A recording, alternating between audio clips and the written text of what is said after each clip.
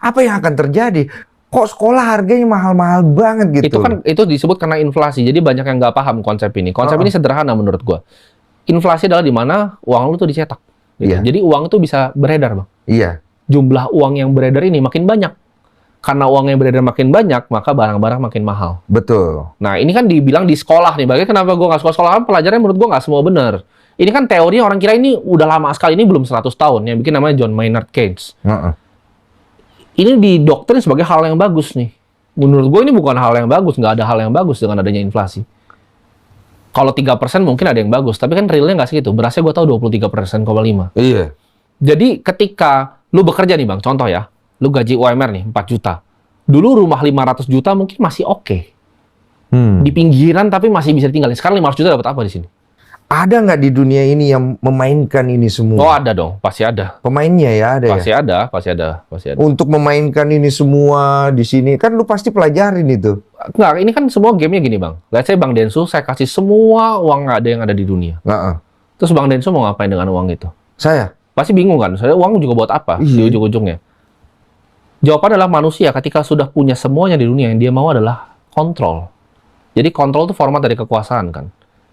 Ini untuk kontrol. Jadi sistem fiat ini gue sebutnya, sistem fiat ini itu diciptakan itu di Jekyll Island. Jadi sebuah pulau. Ini zaman dulu ya. Presiden Amerika dulu yang pernah ngomongin ini pun nggak ada yang berani ngomongin ini. Dari ada sebuah kartel yang bikin semua ini terjadi seperti sekarang. Dan 1971 Presiden Richard Nixon itu lepas uang dari emas. Nah ini mungkin gue jelasin dari kertasnya dulu nih. Kenapa formatnya kertas? Zaman dulu orang transaksi pakai emas Bang. Nah gue kasih contoh sederhana aja. Kita ke zaman kerajaan kuno.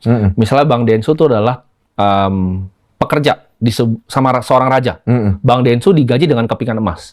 Kepingan emasnya itu perlu diinvestasikan nggak Bang? Perlu.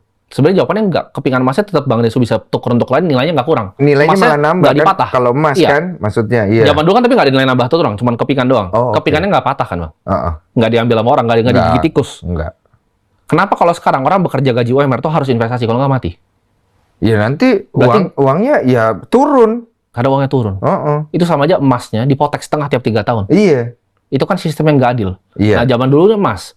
Tapi emas ini akhirnya susah untuk dipecah jadi kecil. Contohnya untuk beli air gini pakai emas terlalu mahal emasnya segini. Iya, dipecah kecilnya susah. Jadi pecah kecilnya pakai kertas. Jadi kepemilikan 1/100 dari emas tadi. Itu kertas awal itu. Jadi kertas itu sistemnya hutang atau riba. Jadi kertas yang pertama tuh hutang. Ini sampai 1971. Jadi kertasnya sekarang nggak perlu emas nih Bang. Boleh dicetak bebas. Nah itu udah rusak situ.